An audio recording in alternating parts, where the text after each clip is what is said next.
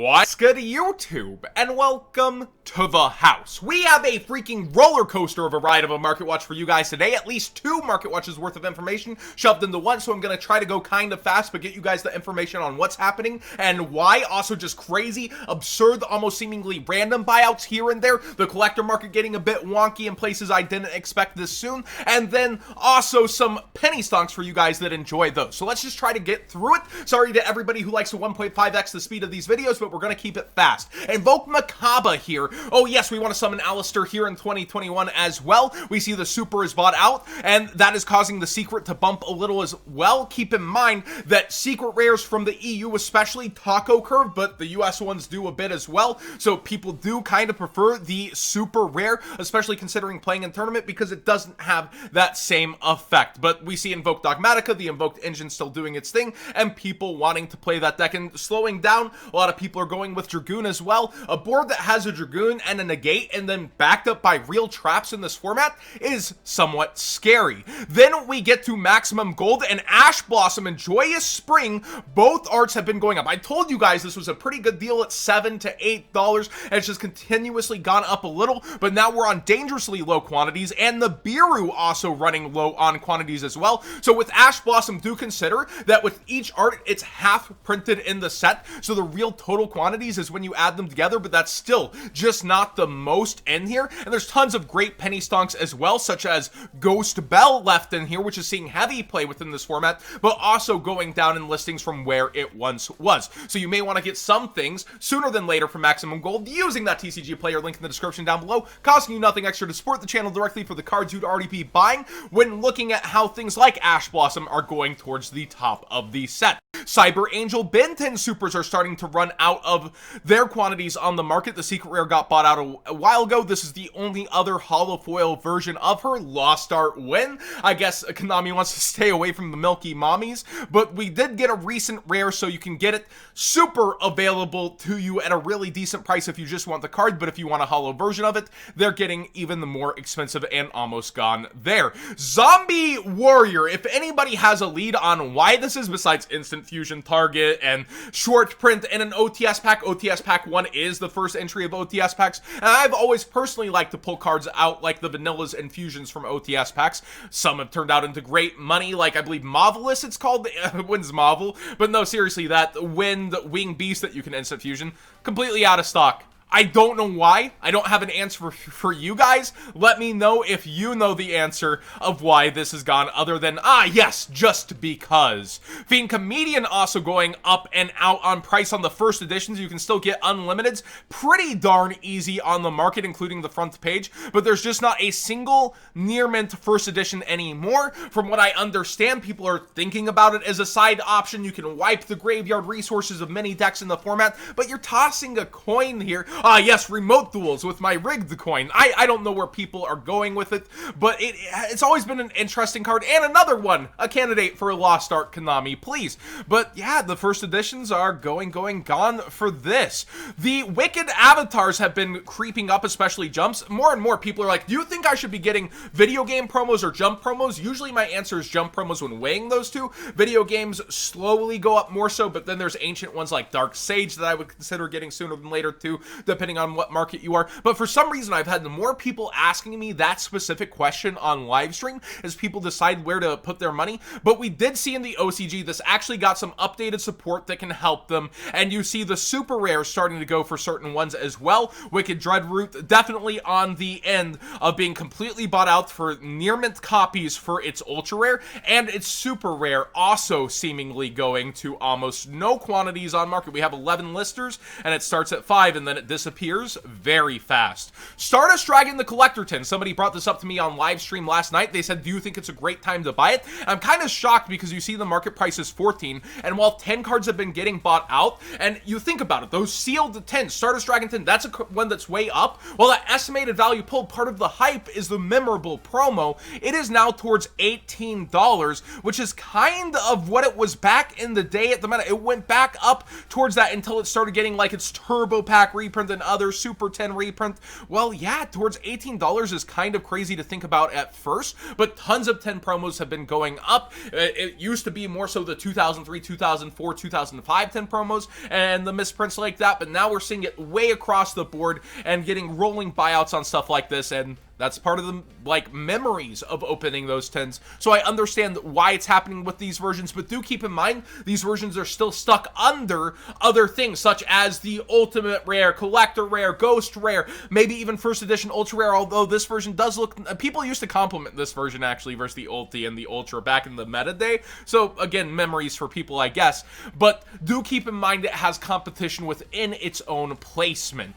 Gravekeeper Spy, well, the Champion Pack's absurd, of course, the Secret Rare going up, and now the Dual Terminal getting a buyout. I just want to emphasize with Dual Terminal buyouts, I feel like often, even when it's a GOAT format, Big Brain Call or something, Dual Terminal tends to have really terrible sales rates on Fallout and collapses on itself. But I do want to focus that things that people have called trash in the past, such as maybe just something we looked at a second ago, this will never go back up, there's other versions. Well, they've been starting to exceed expectations. So do you think Dual Terminal can get a foothold, like actually bury its heels in the sand and push forward? Or is it stuck where it's at and there's just too many vendors with so many of these? I think one day Dual Terminal cards could appreciate to a next level, but I don't know that we're there quite yet. I've always been harsh on them here on Market Watch, but I do see the more they get targeted, the more they get looked at, the more they get pushed, eventually something that was considered not the best area to stand on can become something that people want. World Legacy Guard Dragon's a card I'm thinking about because if we look at the set description of Ghosts from the Past and Dragoonity being in there, we're so unlikely to get the structure deck for that now, especially with how products are getting slated. So with that robs us of the reprint of this unless they put it in Ghosts from the Past too, which they only have so many reprint slots from. This is the highest rarity of it, and we do see it going up, of course, because of Dragon Link combo and other stuff like that. But around $5, you may want to get this sooner than later, especially if we're going to be missing a reprint of it. You still could see one, so do weigh those options, but I think this is the nicest version to go ahead and hold on to, and it probably won't dip that much under 5, even with a reprint. Legendary 6 Samurai Shion is something I didn't notice go up. You might think this is penny stonkish, which I have bias towards the 6 Samurais, let's not lie, but it's towards $4-ish, and I just didn't know it had hit that point. I wandered through Spirit Warriors for the first time in a while talking about, you know, magical muskets and 6 Samurais, and I do see that Hatsume over time has stabilized. We see Kizaru still up there, and then cards like this and Kizan that I called penny stonks way back when have appreciated a bit. First for Figures has their Blue Eyes White Dragon, the figure coming out. It is PVC, which means that it is more like a vinyl-ish material. It's not going to be polyresonant, won't break easily, but that also means that with that, well, the details aren't going to be as sharp, etc. And it almost looks like Blue Eyes told a bad joke and is waiting, laughing at his own joke, waiting for you to laugh at his joke with him. But with this, almost every single bit of Blue Eyes merch that comes out, once it becomes less accessible, tends to 3 to 4x in value. First for Figures is a leader in kind of video game and other anime statues, and I would keep my eye on this one, especially if their version has like some exclusive features versus others. Always go with the exclusive on statues, and here's why. The regular Blue Eyes Funko Pop is still a common, still in circulation, but the Box Lunch 1 is towards $80 lowest now, just for a different paint job, and if you have this sealed, wow, up towards $111, and that's an extra small shirt. I have a couple XLs put away. I did giveaways with these once they came out, so whoever won those giveaways, congratulations. You've definitely had something that appreciated if you kept it. But yeah, the commons, really cheap. People are just charging the extra shipping and stuff versus what has gone ridiculous in value. Wind Witch Winter Bell is the first penny stonk I want to bring up with the Wind Witches coming, even if they're not that impactful. As an OTS pack super, I could see this synchro getting a little bit of traction, and I would also look throughout the Wind Witches and just kind of determine, with secondary hype coming, which one one of the Wind Witches might I want sooner than later. Ronan Tonin getting a buyout. I thought I was in pure penny stonk territory, but I forgot to talk about this one. Towards $20, and there was a $17 one yesterday. That's a yikes from me. I've seen a lot more people playing like Paleo Frog in the rated along with Dragoon. Like, that's actually been towards the top tables on Dueling Book here and there, but I don't know. The Frog engine's really cool, but are you going after it on the market?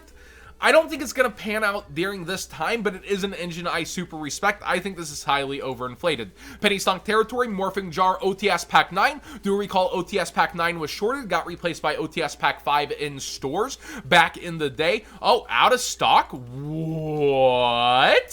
This was one, oh, no, okay, that was a glitch. We're not in the future where Market Watch caused that to happen, smile. But no, seriously, I think this is a pretty good penny stock because it's one of the lowest versions of this where it actually, you know, there's a holographic versions of Morphing Jar. It's among the ones that are cheapest for the holos. You have the Champion Pack Rare, Dark Beginning Rare. Those are older. Tournament Pack Super, and you have the TP Ultra. Then the Gold Rare is more expensive, and this is a nicer version. These are just older. Another Gold Rare more expensive, and then you have other commons that are more expensive than it. So when all of the commons, for the most part, are more expensive than a nice super rare from a tournament pack, I could see this being $5 down the road for the $2-ish slash $2.50 you would be putting into it.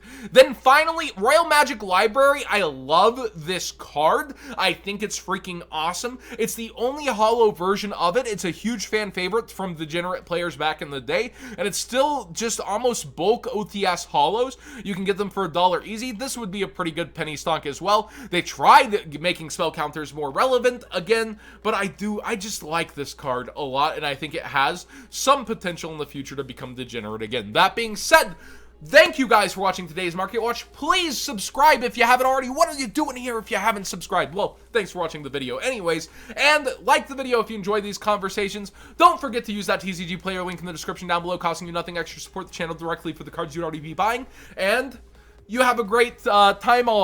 I know I held out this joke all the way till here. I'll see you next year. Thanks for watching, everybody.